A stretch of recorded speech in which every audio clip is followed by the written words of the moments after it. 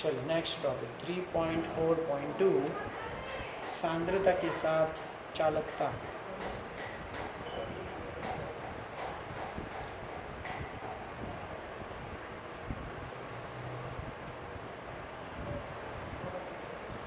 एवं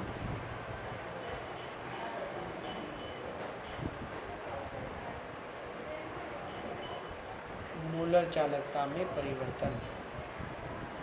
इस टॉपिक में हम लोग चर्चा करने वाले हैं कि यदि विलयन की सांद्रता बदल दी जाए तो उसकी चालकता और मोलर चालकता दोनों में परिवर्तन आ जाता है। सांद्रता बदलनी है तो किसकी मात्रा में फिर परिवर्तन लाएंगे? तो जो विद्युत अपघट्य पदार्थ हम लोग मिश्र करते हैं उस विद्युत अपघट्य पदार्थ की सांद्रता में यदि परिवर्तन करेंगे तो उसकी चालकता और मोलर चालकता में परिवर्तन आ जाता है।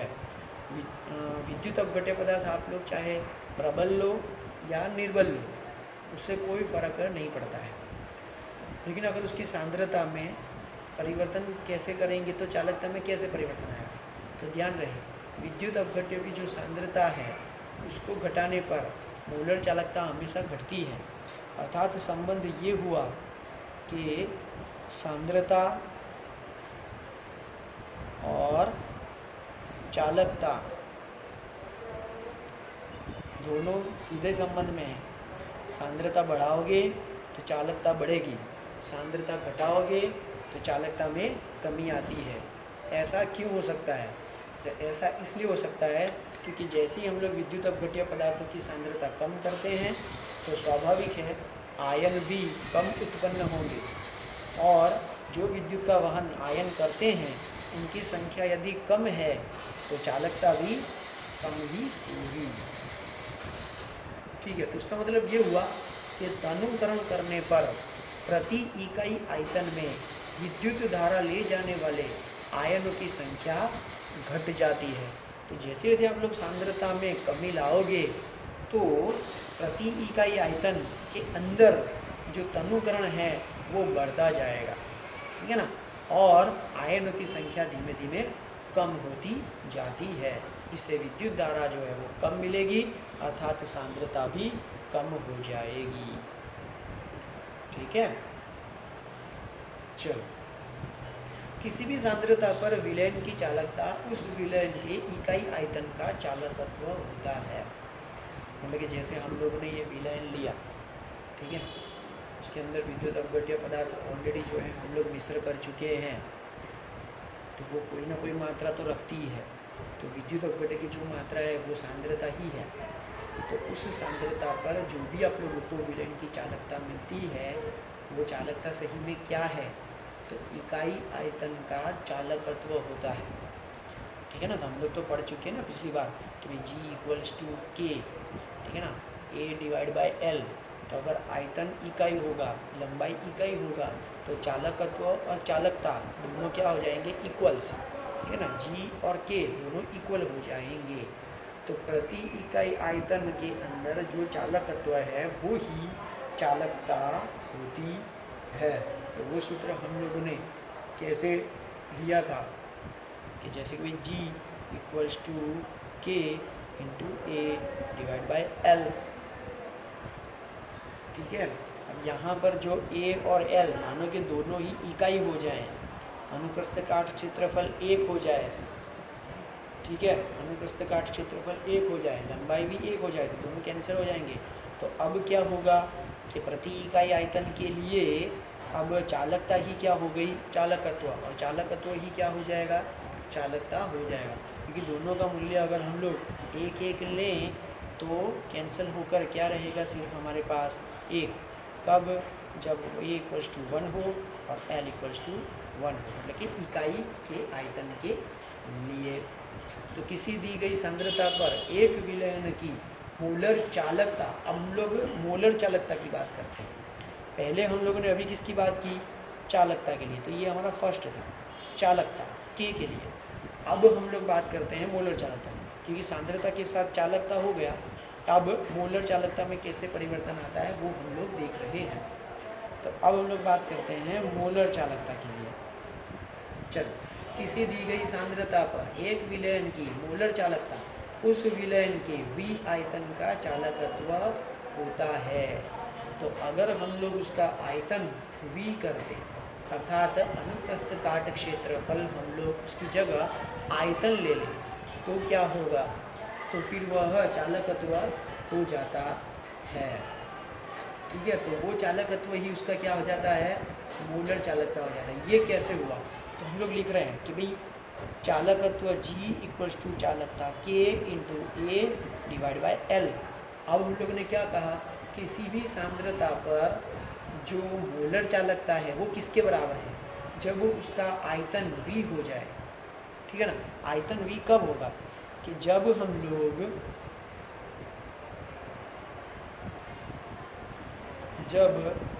लंबाई 1 हो जाए, अनुप्रस्थ काट क्षेत्रफल V हो जाए, मतलब कि इकाई आयतन हो जाए, तब चालकत्व क्या हो जाएगा, मोलर चालकता के बराबर हो जाएगा।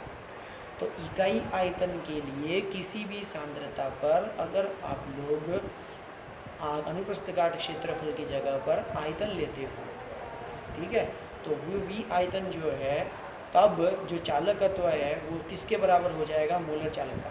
क्यों मोलर चालकता हो गया, क्योंकि यहाँ पर हम लोगों ने कोई भी सांद्रता लेनी है, कोई भी सांद्रता हम लोग ले सकते हैं। सांद्रता जो है हम लोग मोलरिटी में ही लेते हैं। ठीक है, तो आप इसको हम लोग यहाँ पे लिखें तो अब सूत्र क्या बनेगा कि G equals to lambda m, चालकता तो K ही रहेगी, अनुप्रस्थ काट क्षेत्रफल A की जगह क्या हो गया V, और लंबाई L की जगह क्या हो चुका है, 1 हो चुका है।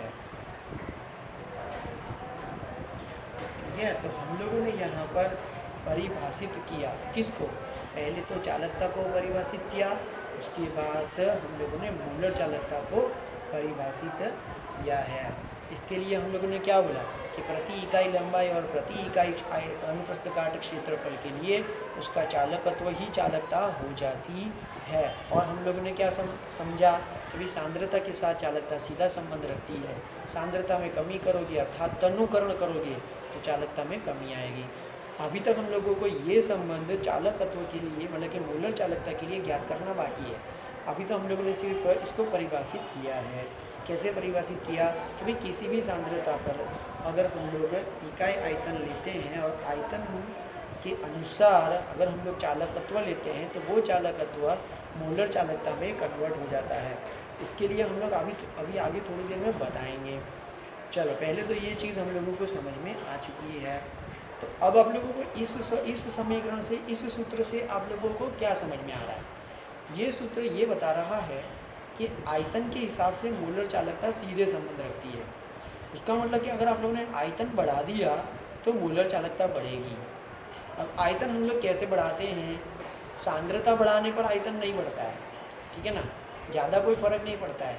लेकिन आयतन कैसे फ़र्क पड़ता है, आयतन में कैसे परिवर्तन आएगा, क्या बढ़ाने पर फ़र्क आएगा या क्या कम करने पर फ़र्क आएगा। तो हम लोग जो भी विलायक लेते हैं उस विलायक की मात्रा बढ़ा दें, तनुकरण कर दें, तो आयतन बढ़ जाएगा। आयतन बढ़ जाएगा तो बोलो मोलर चालकता क्या होगी, बढ़ेगी। तो तनुकरण करेंगे तो सांद्रता में क्या परिवर्तन आएगा,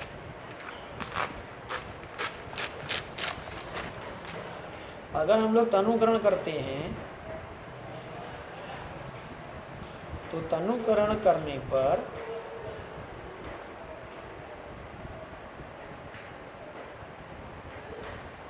सांद्रता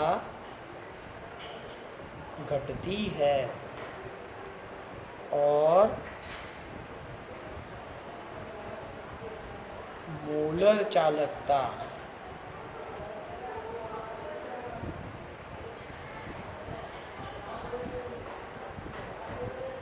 बढ़ती है। तो इसमें थोड़ा उल्टा है, वहाँ पर पहले क्या था कि सांद्रता घटाने पर चालकता घटती थी, यहाँ पर सांद्रता घटाने पर मोलर चालकता बढ़ जाती है। तो दोनों के मध्य क्या हुआ, यहाँ पर उल्टा संबंध हुआ।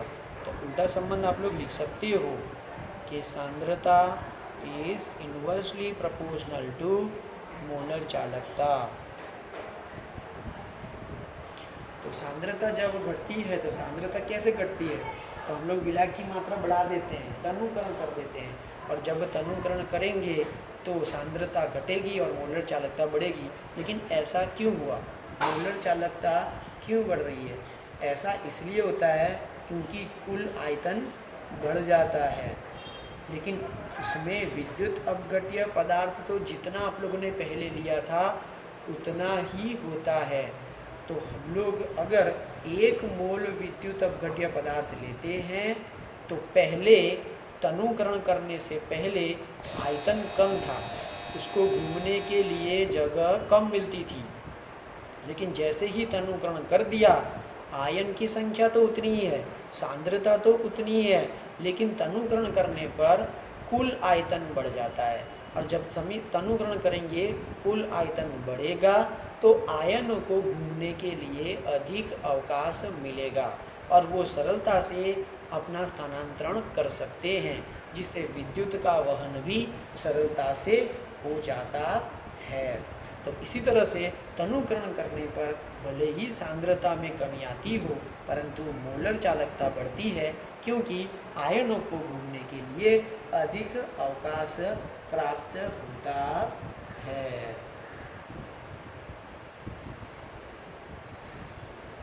ठीक है, तो अब हम लोग बोल सकते हैं कि किसी भी जिस चालकता सेल के परस्पर इकाई दूरी पर स्थित इलेक्ट्रोड के मध्य रखा गया होता है। तो हम लोगों ने चालकता सेल देखा था, है ना, विशिष्ट प्रकार का हमारा चालकता सेल था कि जिसमें अनुप्रस्थ काट क्षेत्रफल वाली 2 विद्युत की पट्टियों के मध्य हम लोगों ने जो है वो विद्युत का वहन चेक किया था, चालकता चेक की थी। तो हम लोगों को यहाँ पर क्या मिल रहा है कि भाई दी गई किसी भी सांद्रता पर मोलर चालकता को इस प्रकार परिभाषित कर सकते हैं कि यह विद्युत अपघट्य के उस विलयन के उस आयतन का चालकत्व होता है। मतलब कि जो V आयतन होगा उसके अनुसार ही हम लोगों को चालकत्व देखने को मिलता है। मानो कि अगर हम लोग यहाँ पर G रहने दे, लैम्डा m न लिखें तो भी अनुप्रस्थ काट क्षेत्रफल किसके बराबर हो जाता है, V के बराबर हो जाता है। वैसे हम लोगों ने सांद्रता जो है वो 1 मोल ली है, इसलिए हम लोग उसको मोलर सांद्रता के नाम पर पहचानेंगे, मोलर चालकता के नाम पर हम लोग उसे पहचानेंगे।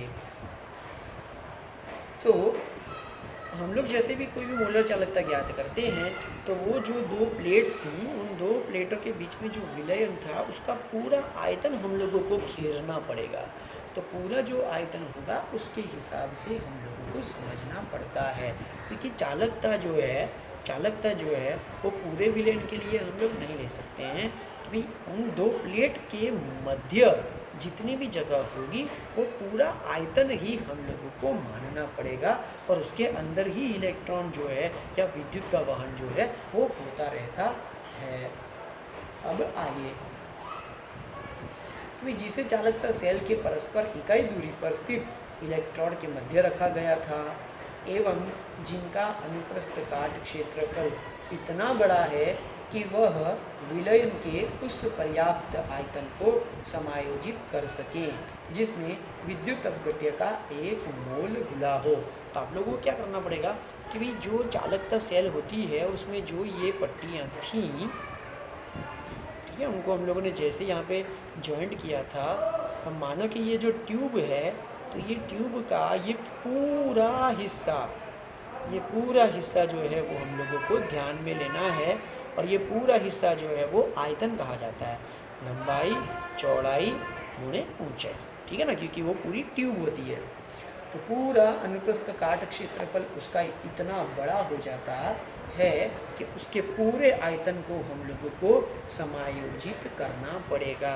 अब इतने आयतन में हम लोगों को मानना पड़ेगा। अब आगे, और इतने एरिया में इतने आयतन के अंदर हम लोगों को कितना विद्युत अपघट्य पदार्थ मिश्र करना है, 1 मोल विद्युत अपघट्य पदार्थ मिश्र करना है। तो पूरा इतना आयतन हम लोगों को समझना है और ये अनुप्रस्थ काट क्षेत्रफल ही वो उसका आयतन हो गया और उसकी सांद्रता, विद्युत अपघट्य पदार्थ की सांद्रता इतने एरिया में 1 मोल ही होनी चाहिए। अब हम लोग विद्युत का वहन करेंगे तब यहाँ पे जो हम लोगों को चालकता मिलेगी वो मोलर चालकता के बराबर हो जाएगी। अब सपोज मानो कि आप लोग इसमें कुल आयतन बढ़ा देते हो, पानी बढ़ा देते हो, ठीक है ना, विलायक बढ़ा देते हो, तो उसका आयतन बढ़ जाएगा। आयतन बढ़ जाएगा तो आयनों को घूमने के लिए अधिक अवकाश मिलेगा और इसी तरह से सरलता से चालकता देखने को मिलेगी, अर्थात मोलर चालकता जो है वो बढ़ जाती है। चलो अब आगे, मानो कि हम लोग सांद्रता अभी कम की, जैसे तनुकरण किया तो सांद्रता कम हुई। अब मानो कि सांद्रता हम लोग घटाते हुए शून्य ले जाते हैं, अर्थात हम लोग क्या करते हैं कि भाई हम लोग ने पहले क्या किया था कि एक कप चीनी ली थी, उसको जग में हम लोगों ने रखा था, मानो कि 2 चम्मच जो है वो चीनी ली, उसको जग में डाला, पहले थोड़ा पानी डाला और पानी डालते गए, तनुकरण बढ़ाते गए, सांद्रता धीमे धीमे घटती गई, फिर हम लोगों ने उस जग के विलयन को जो है वो बड़ी टंकी में डाल दिया और टंकी को भरने के लिए रख दिया, तो तनुकरण बढ़ता जा रहा है, तनुकरण बढ़ता जा रहा है, सांद्रता घटती जा रही है, सांद्रता घटते घटते घटते शून्य की ओर पहुंचने लगी है। तब जो हम लोगों को मोलर चालकता मिलेगी वो मोलर चालकता सीमांत मोलर चालकता होती है। ठीक है, तो हम लोग यहाँ पर लिख सकते हैं कि जब सांद्रता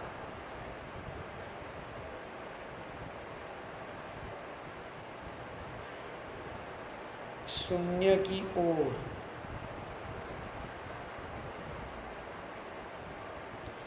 पहुंचने लगती है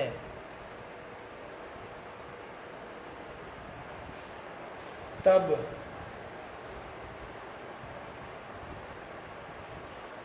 मोलर चालकता को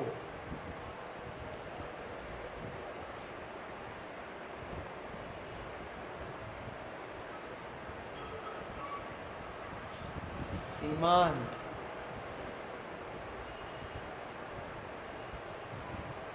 मोलर चालकता कहलाती है। तो उसका मतलब ये हुआ कि सांद्रता इतनी घटने लगी कि वो शून्य तक पहुंच गई, तब उसके अंदर विद्युत का जो वहन होने से जो चालकता मिलती है वो उसकी मोलर चालकता हो जाती है। तो उस मोलर चालकता को हम लोग कहते हैं सीमांत मोलर चालकता। ठीक है, और उस सीमांत मोलर चालकता को हम लोग E0m से दर्शाते हैं। ठीक है, तो अब सांद्रता के साथ मोलर चालकता में परिवर्तन प्रबल और दुर्बल विद्युत अपघट्यों के लिए अलग अलग देखने को मिलती है। जो इस टॉपिक की पहले लाइन थी उसको हम लोग टेबल में देख सकते हैं। ठीक है, तो आज के लिए जो है हम लोग इतना